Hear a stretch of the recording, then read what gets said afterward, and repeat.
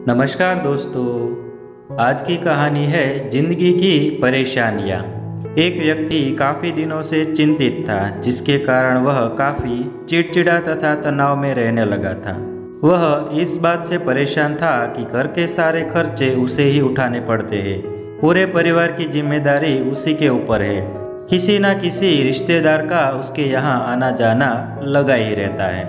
इन्हीं बातों को सोच सोच कर वह काफ़ी परेशान रहता था तथा बच्चों को अक्सर डांट देता था और अपनी पत्नी से भी ज़्यादातर उसका किसी न किसी बात पर झगड़ा चलता रहता था। एक दिन उसका बेटा उसके पास आया और बोला, पिताजी मेरे स्कूल का होमवर्क करा दीजिए।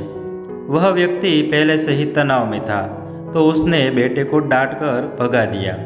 लेकिन जब थोड़ी देर बाद उसका गुस्सा शांत हुआ तो वह बेटे के पास गया।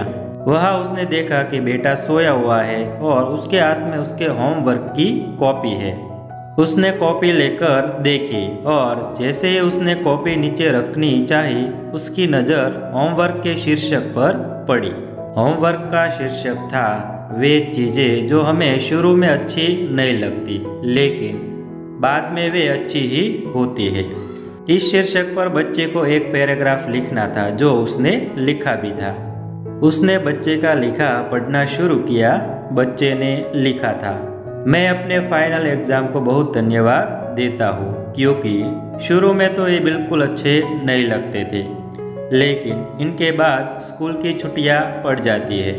मैं खराब स्वाद वाली कड़वी दवाइयों को बहुत धन्यवाद देता हूँ, क्योंकि शुरू में तो ये कड़वी लगती है लेकिन ये मुझे बीमारी से ठीक करती है।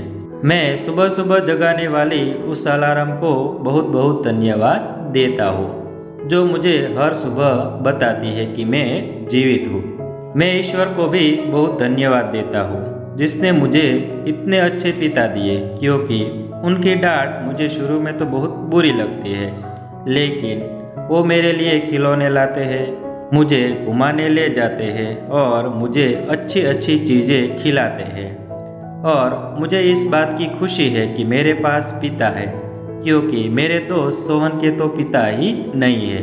बच्चे का होमवर्क पढ़ने के बाद वह व्यक्ति जैसे अचानक नींद से जाग गया हो। उसकी सोच बदल सी गई।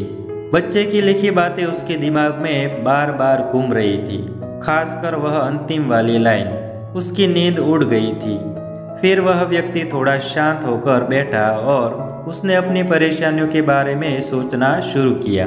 मुझे घर के सारे खर्च उठाने पड़ते हैं। इसका मतलब है कि मेरे पास घर है और ईश्वर की कृपा से मैं उन लोगों से बेहतर स्थिति में हूँ जिनके पास घर नहीं है।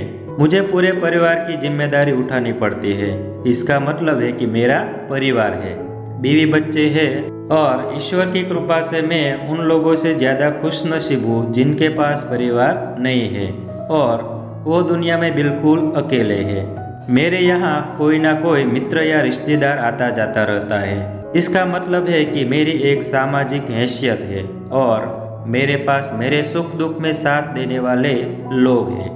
हे मेरे भगवान, तेरा बहुत बहुत शुक्रिया। मुझे माफ़ करना, मैं तेरी कृपा को पहचान नहीं पाया। इसके बाद उसकी सोच एकदम से बदल गई। उसकी सारी परेशानी, सारी चिंता एकदम से जैसे खत्म हो गई। वह एकदम से बदल सा गया। वह भागकर अपने बेटे के पास गया और सोते हुए बेटे को गोद में उठाकर उसके माथे को चूमने लगा और अपने बेटे को तथा ईश्वर को धन्यवाद देने लगा। तो दोस्तों, हमारे सामने भी परेशानियां हैं। हम जब तक उनको नकारात्मक नज़रिए से देखते रहेंगे, तब तक हम परेशानियों से घिरे रहेंगे। लेकिन जैसे ही हम उन्हीं चीज़ों को, उन्हीं परिस्थितियों को सकारात्मक नज़रिए से देखेंगे, हमारी सोच एकदम से बदल जाएगी। हमारी सारी चिंताएं, सारी परेशानियां, सारे तनाव एकदम से खत्म हो जाएंगे और हमें मुश्किलों से निकलने के नए नए रास्ते दिखाई देने लगेंगे। धन्यवाद।